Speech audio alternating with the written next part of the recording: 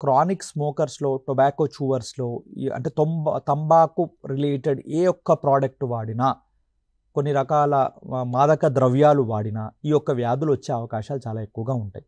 2 sugar అనేది చాలా main. Diabetes అనేది. డయాబెటీస్ అన్‌కంట్రోల్డ్‌గా ఎన్ని సంవత్సరాలు ఉన్నారు అనేది కూడా చాలా ఇంపార్టెంట్. ఇలాంటి వ్యక్తుల్లో ఇది ఎక్కువగా వచ్చే అవకాశం ఉంటుంది. ఇవి కాకుండా కొన్ని రకాల ప్రోటీన్స్ అనేవి మన బ్లడ్‌లో ఉంటాయి. అంటే ప్రోటీన్ సి అని, ప్రోటీన్ ఎస్ అని, అండ్ యాంటీథ్రాంబిన్ 3 అని, ఇంకోటి ఫ్యాక్టర్ 5 లేడన్ మ్యూటేషన్ అని, ఫాస్ఫోలిపిడ్ ల్యూపస్ యాంటీకోయాగులెంట్ అని, ఇలాంటి డిఫరెంట్ పదార్థాలు మన రక్తంలో ఉంటాయి. ఎందుకంటే యూజువల్గా రక్తనాళంలో రక్తం ఉన్నప్పుడు రక్తం పల్చగానే ఉంటుంది.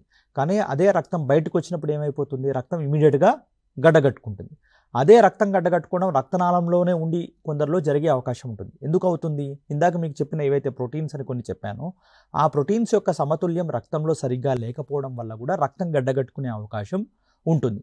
ఎవరిలో అయితే ఈ యొక్క రక్తం గడ్డగట్టుకునే అవకాశాలు ఎక్కువ ఉంటుందో వాళ్ళని మనం ప్రోథ్రాంబోటిక్ సిండ్రోమ్ అంటాం. అంటే ఇది వీళ్ళకు సిగరెట్ స్మోకింగ్ లేకపోయినా, అంటే షుగర్ లేకపోయినా, ఈ ప్రోథ్రాంబోటిక్ సిండ్రోమ్ ఉన్న వాళ్ళలో నార్మల్గా కూడా రక్తం గడ్డగట్టుకునే అవకాశాలు చాలా ఎక్కువగా ఉంటుంది. ఒకవేళ ప్రోథ్రాంబోటిక్ సిండ్రోమ్ వాళ్ళ వంశ చరిత్రలో ఉండి, ఆ పేషెంట్ స్మోకర్గా ఉండి, ఇంకా డయాబెటీస్ కూడా ఉందనుకోండి, ఈ రిస్క్ 10 ఫోల్డ్ హై కూడా ఉండే అవకాశం ఉంటుంది.